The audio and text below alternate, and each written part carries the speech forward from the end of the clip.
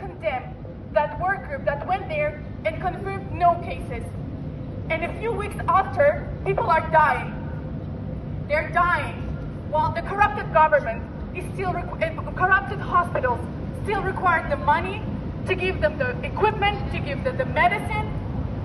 People are dying because they're betrayed by their governments, because they're betrayed by the international agencies.